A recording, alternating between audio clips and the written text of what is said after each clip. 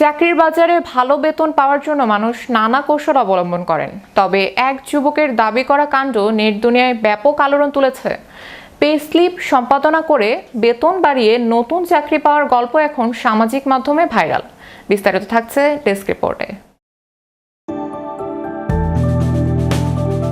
বর্তমান প্রতিযোগিতামূলক চাকরির বাজারে অধিক বেতনের চাকরি পাওয়ার জন্য অনেকেই দক্ষতা ও অভিজ্ঞতার উপর ভরসা করেন।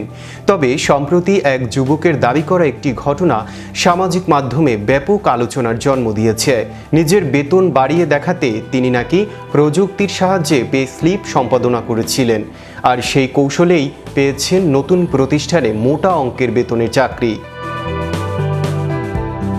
ভারতের এক কর্পোরেট কর্মী সামাজিক যোগাযোগ মাধ্যমে দাবি করেন, চাকরি পরিবর্তনের সময় তিনি নিজের বেতনের নথিতে পরিবর্তন এনে তা নতুন প্রতিষ্ঠানের কাছে উপস্থাপন করেন। তার ভাষ্য অনুযায়ী এই পরিবর্তনের ফলে নতুন প্রতিষ্ঠান তাকে আগের তুলনায় অনেক বেশি বেতনের প্রস্তাব দেয়। দাবি অনুযায়ী তার বার্ষিক বেতন প্রায় ৮ লাখ টাকা পর্যন্ত বৃদ্ধি পায়। ঘটনাটি প্রকাশ্যে আসার পরই শুরু হয় তুমুল বিতর্ক। অনেক নেটিজেন বিষয়টিকে বুদ্ধিদীপ্ত কৌশল হিসেবে উল্লেখ করলেও অন্যরা এটিকে প্রতারণা ও অনৈতিক কাজ বলে সমালোচনা করেন। কেউ কেউ মন্তব্য করেন, এ ধরনের কাজ ধরা পড়লে চাকরি হারানোর পাশাপাশি আইনি জটিলতাও তৈরি হতে পারে।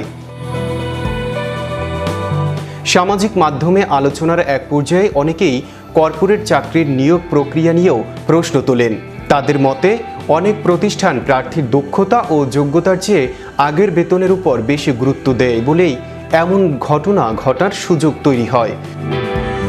অন্যদিকে মানব সম্পদ ব্যবস্থাপনা বিশেষজ্ঞদের মতে, চাকরির আবেদনপত্র বা আর্থিক নথিতে মিথ্যা তথ্য দেয়া দীর্ঘমেয়াদে ক্যারিয়ারের জন্য বড় ঝুঁকি ডেকে আনতে পারে।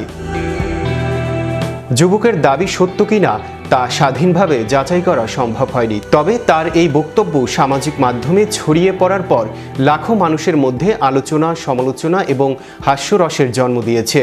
অনেকেই তাকে মজা করে কর্পোরেট গোখরো উপাধিও দিয়েছেন। ফলে একটি সাধারণ সোশ্যাল মিডিয়া পোস্টেই এখন পরিণত হয়েছে বহুল আলোচিত ভাইরাল ঘটনা। রিয়াদ শিকদার, ম্যাজিক বাংলা টিভি, বিনোদন ডেস্ক।